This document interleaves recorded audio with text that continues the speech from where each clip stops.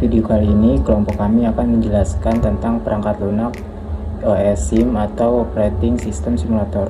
Tujuan membuat video ini adalah agar kalian mengetahui cara menggunakan OS SIM, memahami konsep kerja sistem operasi dengan bantuan OS SIM ini. Apa itu OS SIM? OS SIM atau Operating System Simulator adalah perangkat lunak yang digunakan untuk mensimulasikan konsep kerja sistem operasi. Aplikasi ini sangat berguna sebagai media pembelajaran khususnya bagi siswa maupun mahasiswa yang mempelajari sistem operasi di bidang komputer. Dengan OS SIM ini, konsep yang seringkali abstrak dan sulit dipahami dapat divisualisasikan secara lebih nyata sehingga membantu pengguna memahami cara kerja sistem operasi secara mendalam. Fungsi OS SIM ini ada 4 yang bekerja secara independen. Yang pertama ada proses scheduling yang akan saya sampaikan nanti, dan yang kedua ada memori oleh Muhammad Rifki Padilla, dan yang ketiga ada file system yang dipraktekkan oleh Muhammad Attila Saputra, dan yang terakhir ada disk management yang akan disampaikan oleh Muhammad Alfian. Oke, di sini saya Muhammad Bintang Syakila ya dengan NPM 1506 akan membuat simulasi yang pertama, yaitu proses scheduling. Kita klik yang gambar CPU ini. Nah, jika sudah, di sini ada berbagai fitur. Yang pertama itu ada Open Simulation, dan yang kedua ada Save Simulation, yang ketiga ada Settings, dan yang keempat ini ada Add Process, dan yang terakhir ada Data and Statistic. Dan di sebelahnya ada Play, dan sebelahnya lagi ada Step by Step, dan yang ketiga ini ada Pause. Saja mulai dengan klik setting di sini. Nah, di sini tuh ada beberapa algoritma. Yang pertama ada first come first serve, yaitu proses dieksekusi berdasarkan urutan kedatangan. Proses pertama yang datang akan dieksekusi terlebih dahulu sehingga selesai sebelum proses lain dimulai. Dan yang kedua ini ada shortest job first, yaitu proses dengan waktu eksekusi atau burst time terpendek akan dijalankan lebih dahulu. Ada dua jenis, non-preemptive dan preemptive. Non-preemptive ini tuh proses tidak bisa dihentikan sampai selesai, dan untuk preemptive ini proses dapat dihentikan jika ada proses dengan burst time lebih pendek yang datang. Dan yang ketiga itu ada priority. Priority itu setiap proses diberi prioritas dan proses dengan prioritas tertinggi akan dieksekusi lebih dahulu. Dan yang terakhir ada round robin. Round robin ini proses dieksekusi secara bergilir dengan menggunakan time quantum atau interval waktu tetap. Jika waktu eksekusi proses belum selesai dalam satu kuantum, proses akan dikembalikan ke antrian dan menunggu giliran berikutnya. Oke, yang pertama kita akan mencoba first come first serve. Lalu kalau sudah kita silang, habis itu kita add proses. Nah, di sini saya akan menggunakan nama PS1, dan untuk priority-nya mungkin 2, dan submission no. Untuk color bebas sesuai selera aja. Nah, jika sudah kita down, lalu bikin baru lagi P2, priority bebas, dan untuk color sesuai selera aja. Nah, jika sudah tambahin lagi satu lagi, kita membuat 3 proses.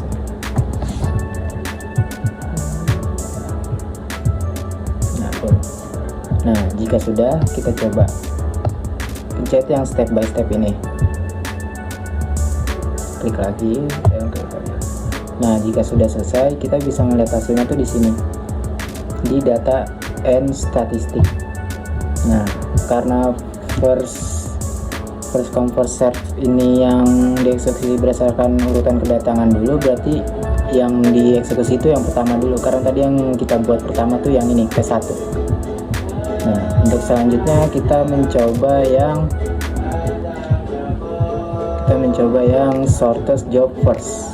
Nah, shortest job ini yang tadi sudah saya sampaikan, yaitu yang burst time-nya pendek akan dijalankan lebih dahulu. Nah, di sini kita edit dulu untuk P1-nya. Nah, burst time itu yang ini. Jika burst time-nya pendek akan dijalankan lebih dahulu. Nah, kita coba yang ini 3, dan untuk yang P2 nya kita coba 2, dan untuk yang P3 nya kita coba 1. Lalu jika sudah kita buat, lalu kita klik step by step-nya, klik lagi sampai semuanya proses itu selesai. Nah, jika sudah, kita lihat hasilnya di data and statistik. Nah, shortest job first ini tuh yang diproses itu yang waktu eksekusi atau burst time itu yang terpendek. Nah, karena tadi P3 ini burst time nya 1, maka dia lebih dahulu. Nah, dan yang kedua ini burst time nya 2, jadi yang kedua, dan untuk yang P1 ini burst time nya 3, jadi dia yang paling akhir. Nah, selanjutnya kita akan mencoba priority atau prioritas. Kita klik dulu setting, nah template ini, lalu silang. Nah, karena sudah, kita edit dulu. Untuk priority yang P1 nya kita ganti menjadi 3, dan untuk yang P3 kita jadi 2, sesuai kalian aja. Dan untuk P2 4. Nah, karena priority ini yang diproses itu dengan prioritas tertinggi yang dieksekusi terlebih dahulu. Nah, kalau sudah, kita klik step by step, klik lagi sampai prosesnya selesai. Nah, kalau sudah, kita lihat hasilnya. Nah, karena tadi tuh yang P2 priority-nya paling tinggi, maka dia yang dieksekusi terlebih dahulu. Nah, di sini tertera. Nah, untuk P1 dia priority-nya 3, maka dia kedua, dan yang untuk P3 priority-nya 2, jadi dia yang terakhir.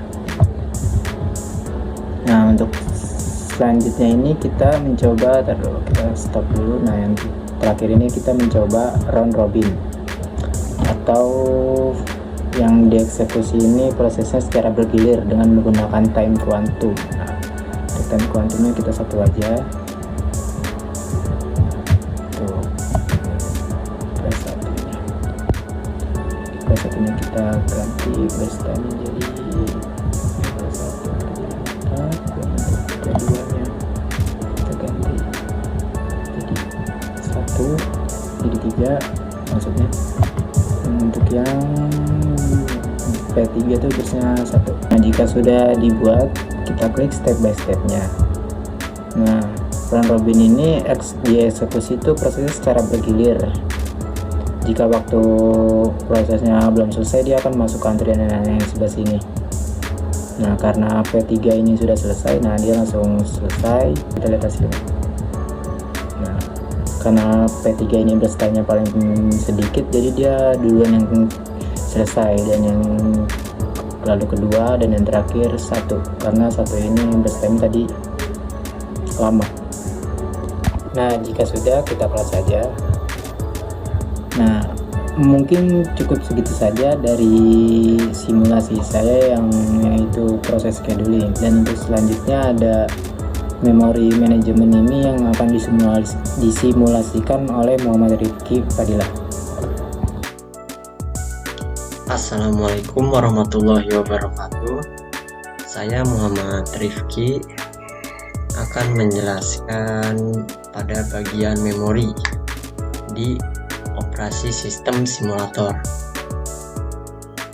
Nah, di sini saya akan menjelaskan pada bagian pagination dan segmentation, yang dimana perbedaan pagination dan segmentation ini yaitu dasarnya halaman berukuran blok tetap. Nah, sedangkan segmentasi atau segmentation itu berukuran variabel. Dalam pagination itu terdapat sebuah fragmentasi. Nah, dalam pegging atau pagination itu dapat menyebabkan fragmentasi eksternal, sedangkan segmentasi dapat menyebabkan fragmentasi eksternal. Nah, dalam ukuran perangkat keras menentukan ukuran halaman, sedangkan segmentasi ukuran segmen ditentukan oleh pengguna. Saya akan menjelaskan menggunakan operation system simulator. Di sini kita mengakses pada memori manajemen, lalu kita pilih di sini pagination. Nah, di sini terdapat memory size. Saya memilihnya 64. Lalu OS size-nya kita memilihnya 64. Selanjutnya di sini ada pack size per unit. Ya, di sini saya memilih 4. Jadi dalam sebuah pack kita memiliki 4 buah size ya. Ya. Kita sudah jadi ini. Ya. Lalu kita tambah proses yang pertama. Di sini kita tambah proses pertama. Nah, selanjutnya kita akan memulai prosesnya. Ini untuk melihat proses yang masuk dan proses yang selesai. Di sini kita klik dulu. Ini proses pertama akan masuk, yang mengonsumsi satu buah pack di sini. Ya, satu buah pack ini terdiri dari 4 size. Ya, 4 size di sini dengan durasinya 2. Lanjut proses kedua masuk. Di sini mengonsumsi 2 buah pack dan menyisakan satu buah size di sini yang disebut internal frag ya. Selanjutnya kita masuk lagi, proses ketiga akan masuk, sehingga proses pertama yang tadi itu sudah selesai ya. Sedangkan proses kedua ini durasinya itu berkurang, yang tadinya 2 menjadi 1. Yang proses pertama juga tadi berkurang, tadinya 2 menjadi 1, dan selanjutnya selesai. Kita lanjut lagi, di sini proses 2-nya selesai, hanya menyisakan proses 3 dengan durasinya yang berkurang menjadi 3, yang tadinya 4 menjadi 3. Menjadi 2, size-nya tetap 11 ya. Mengkonsumsi di sini 3 buah pack. 3 buah pack dan menyisakan satu buah internal frag. Nah, seperti itu dalam proses pagination. Nah, dalam proses ini juga terdapat sebuah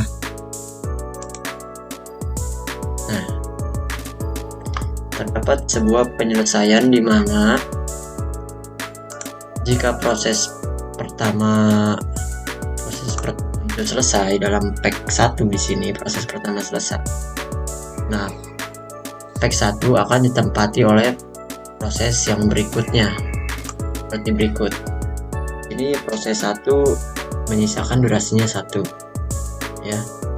Nah, dalam proses selanjutnya proses 1 telah selesai. Nah, pack ini akan kosong dan diisi oleh proses selanjutnya, yaitu proses 3. Nah, begitu aja yang saya jelaskan dalam pagination.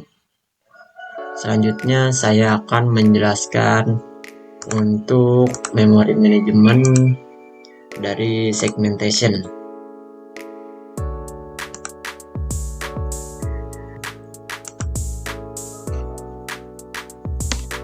Nah, begitu pula ada satu lagi, dimana jika kita mengubah durasinya menjadi -1, itu akan menjadi durasinya itu tak hingga seperti ini. Nah, di sini proses pertama masuk dengan durasi 2, lalu proses yang berkurang menjadinya durasinya 1. Proses kedua masuk dengan durasinya 2, mengonsumsi di sini menggunakan 2 buah pack menyisakan 1 buah internal frag. Selanjutnya di sini proses ketiga masuk ya, menempatkan pack pertama di sini yang tadi bekas proses pertama yang sudah selesai, di sini tempati lagi. Selanjutnya di sini proses kedua berkurang durasinya, tetapi di sini proses 3 nyai durasi tak hingga, yang jika kita jalankan terus step by stepnya, di sini 3 akan selalu berjalan. Nah, durasinya tak hingga. Nah, time unitnya itu ini sudah 22 unit, time-nya 22 kali. Tapi prosesnya belum juga selesai karena terus berjalan, durasinya itu tak hingga. Nah, itu aja dari pagination. Selanjutnya saya akan membahas segmentation. Ya, di sini segmentation saya akan size-nya di sini 4 dan memory size-nya 64 juga. Nah, di sini saya akan menambah di sini. Ini name-nya. Selanjutnya di sini saya akan membuat yang tadi itu segmentasi aja ya, segmentasi kedua dengan size-nya di sini misalnya 4 ya. Yang segmen kode di sini saya berikan size-nya 2, data 1 dan stack-nya 1. Selanjutnya saya buat lagi segmentation ketiga dengan size misalnya 5 dan proses tak hingga. Di sini karena size-nya 5, di sini misalnya datanya itu saya berikan 3 dan kodenya 1, stacknya 1. Nah, sudah jadi. Kita coba step by stepnya.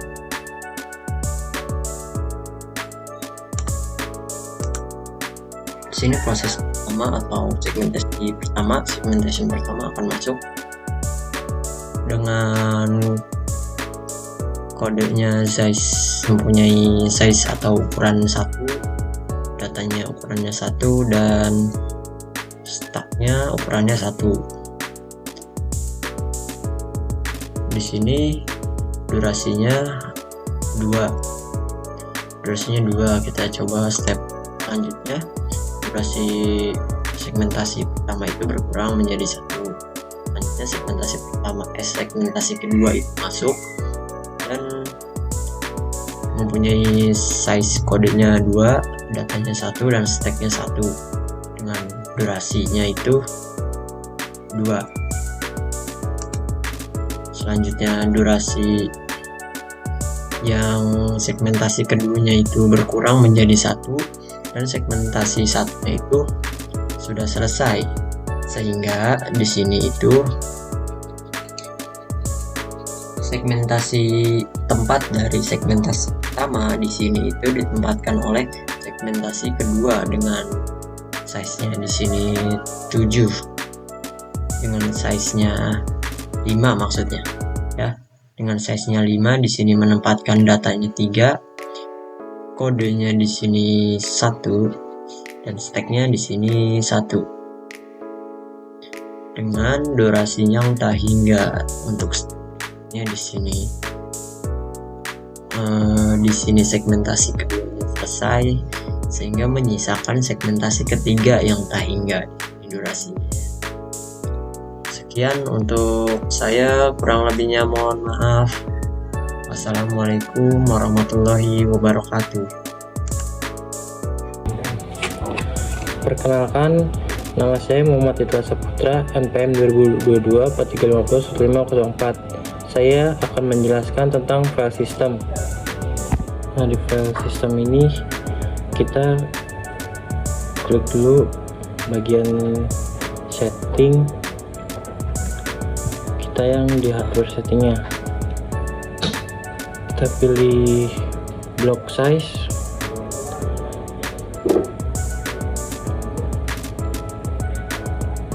satu aja, itu ada pilihan 1, kita pilih yang 1 saja.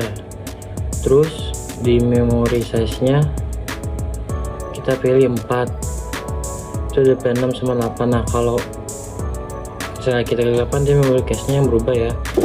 Oke, kita pilih 4 lagi. Kalau allocation metodenya kita pilih yang pertama link allocation, pilih allocation table, terus kita close.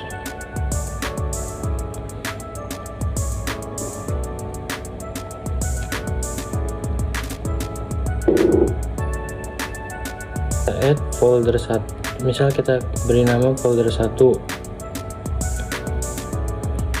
Oke, di folder 1 ini kita akan mendapatkan file add file, nah, misalnya nama tugas 1 saya 1. Oke, size nya misalnya kita buat 10, warnanya misalnya ketiga warna. Nah, setelah itu setelah done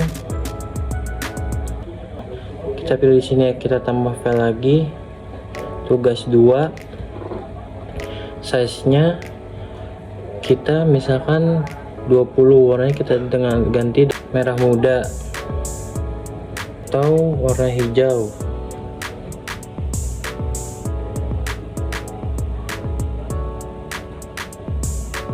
Satu mengurangi size nya, misalnya kita juga satu mengurangi size nya jadi 6. Nah, di sini akan kosong ya, akan terjadi kekosongan, berarti yang bagian tugas 2 nggak akan mengisi. Coba kita update yang tugas 2, misalnya kita jadi 25.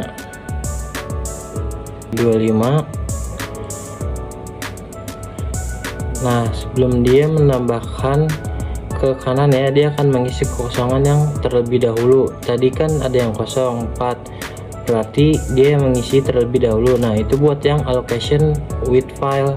Bulk yang kedua yang index allocation triple in the red block, kita coba klik misalnya folder 2 dan kita pencet down. Nah, kita add file. Oke, tugas, atau misalnya kita ganti dengan 7, warnanya tetap itu aja, atau kita ganti coba jadi merah. Kita tambah lagi tugas 2,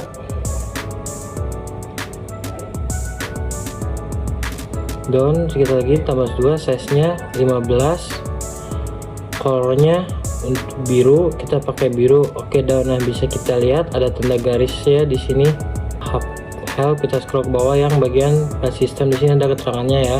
Kalau misalkan dia lebih dari 12 blok, maka dia akan muncul garis tersebut.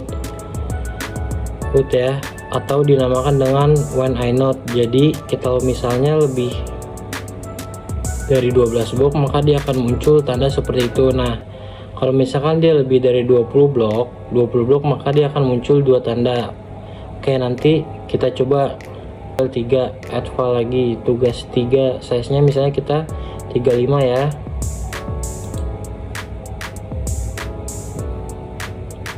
Oke, orangnya tetap itu down. Nah, oke, kita lihat tanda 2 seperti ini dan 1 ya. Kenapa dia muncul 1 dan 2? Tadi kan ada ketentuannya, kalau misalkan filenya itu lebih dari 12, maka kan ada garis ini. Nah, ini juga lebih dari 20 blok ya, maka dia ada tanda 2 seperti ini. Jadi kalau misalkan 12 tambah 20, maka akan 32. Berarti setiap 32 blok maka akan ada garis 2 seperti ini. Nah, misalnya coba update yang file pertama, yang tugas pertama, kita tambahkan size menjadi 17. Down. Oke, dia akan menambah seperti ini ya, 1. Nah, coba kita update yang file kedua yang biru, kita kurangin, coba jadi 10.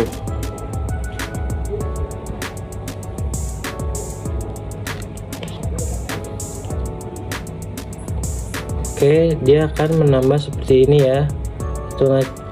Dia berbulan di sini sama ya, sama yang tadi kayak allocation with table.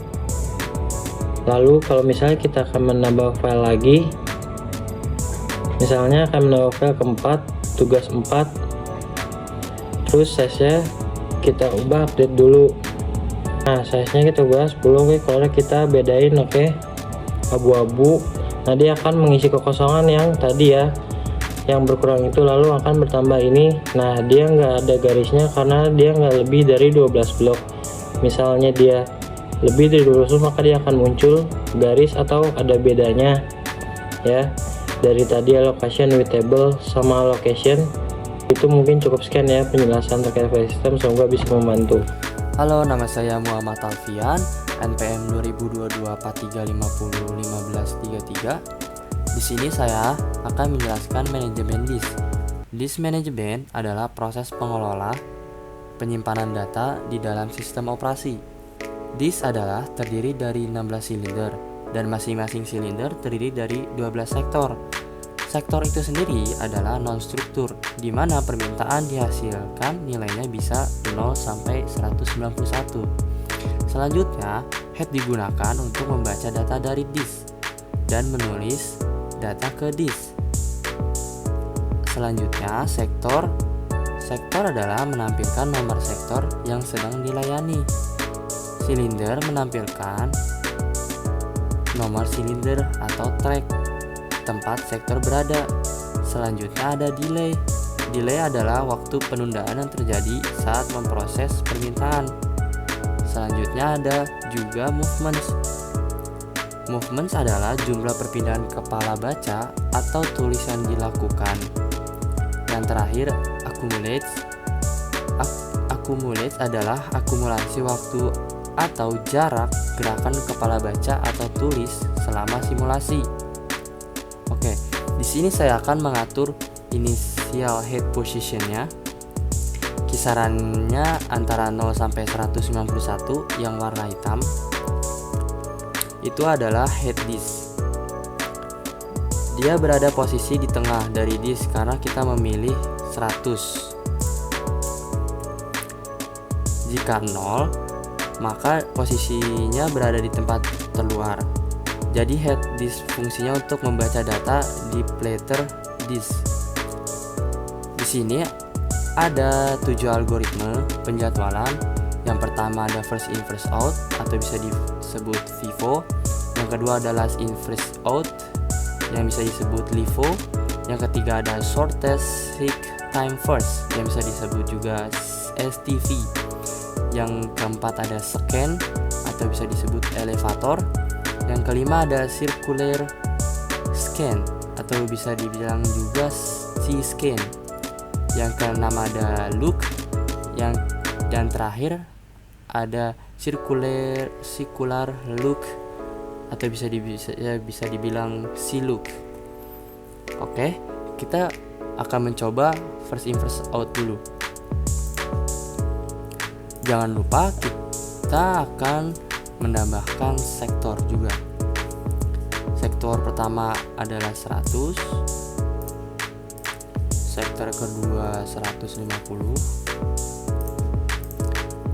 sektor 3 20, sektor terakhir 5. Nah, kita bisa lihat di sini, ini adalah sektor yang bisa dibilang antriannya sektor. Oke, kita akan mencoba dulu. First in first out itu permintaan disk dilayani berdasarkan urutan kedatangan tanpa mempertimbangkan lokasi permintaan. Jadi antriannya pertama 100, dia bakal akan pertama 100, terus selanjutnya yang kedua 150, dan ketiga 20, dan yang terakhir 5. Kita lanjut ke last in first out. Kalau last in first out itu permintaan yang terakhir kali datang akan dilayani pertama kali. Jadi kebalikannya dari si FIFO. Oke, kita coba. Dia 100 bakal ke 5 dulu, dan habis itu ke 20, dan selanjutnya ke 150, dan terakhir adalah 100. Itu LIFO. Yang ketiga ada shortest seek time first. Dia tuh memilih permintaan yang memiliki jarak terdekat dari posisi kepala disk saat ini. Karena initial position headnya 100, maka yang pertama kali dieksekusi angka yang terdekat dari initial head positionnya ke 100 dulu, habis itu 150, habis itu 20, dan yang terakhir 5. Selanjutnya ada scan atau bisa dibilang elevator. Nah, kalau scan elevator, kepala disk bergerak dalam satu arah hingga ujung, lalu kembali ke arah sebaliknya. Yang pertama 100, yang kedua 150, dia bakal ke ujung, habis itu mundur, habis itu ke 20, dan yang terakhir 5. Yang kelima ada circular scan. Kalau circular scan, kepala disk bergerak dalam satu arah hingga ujung, lalu kembali langsung ke awal tanpa melayani permintaan di perjalanan kembali. Dia bakal ke 100, 150, dan dia bakal lompat ke ujung ke 5, terus habis itu ke 20. Yang keenam ada loop. Kalau loop ini varian scan di mana kepala hanya bergerak sejauh permintaan terakhir dalam arah tersebut sebelum berbalik. Dia ke 100, ke 150 akan berbalik ke 20, dan yang terakhir 5. Yang terakhir ada circular loop. Circular loop itu varian T-scan di mana kepala disk hanya bergerak sejauh permintaan terakhir, lalu kembali ke awal. Yang pertama 100, 150, 5, dan 20. Dan sekian, terima kasih. Alright.